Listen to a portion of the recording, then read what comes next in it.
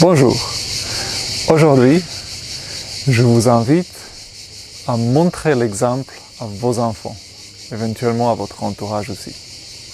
Très souvent, en tant que parents, on a tendance à exiger des choses de nos enfants qu'on ne fait pas forcément nous-mêmes, voire même parfois on fait l'opposé. Je parle par exemple range tes chaussures quand tu viens à la maison, quand tu enlèves tes chaussures.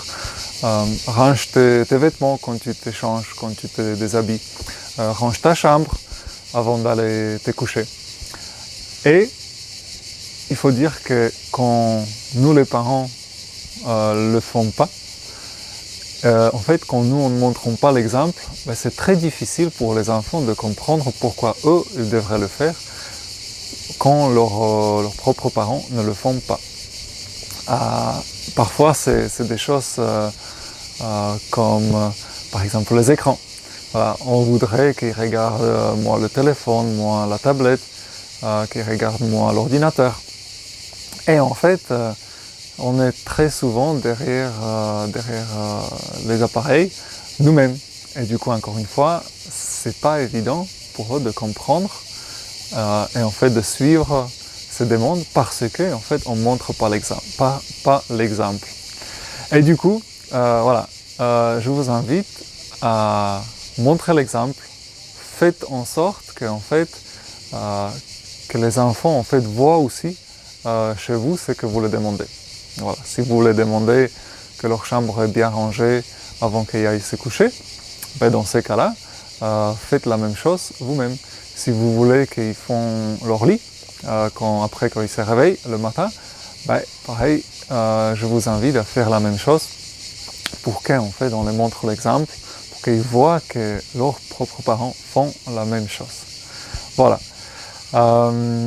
Ça peut être aussi des choses un peu plus subtiles, par exemple manger bien à table, se tenir droit,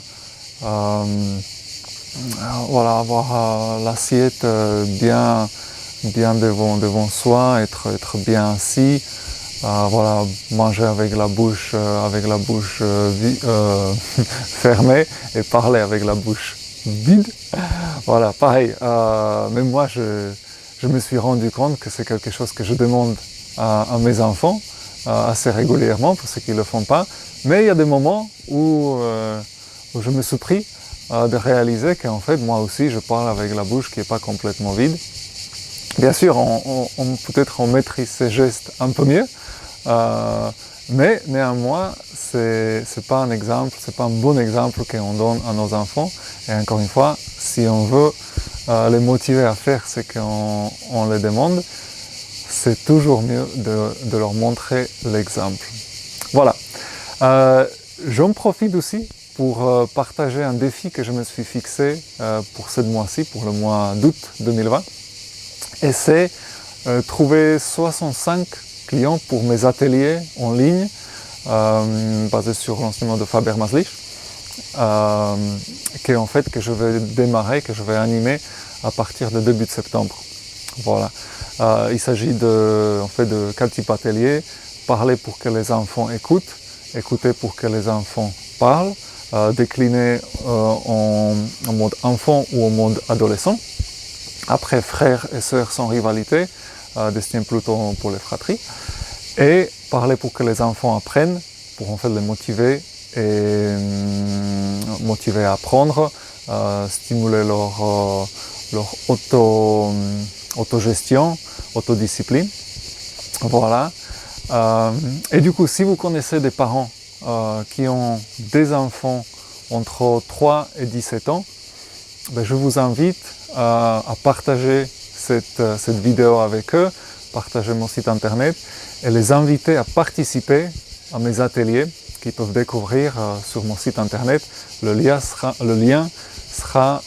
sur cette vidéo et bien sûr sur ma page coachparental.eu. Voilà, je vous remercie et je vous souhaite à très bientôt. Au revoir.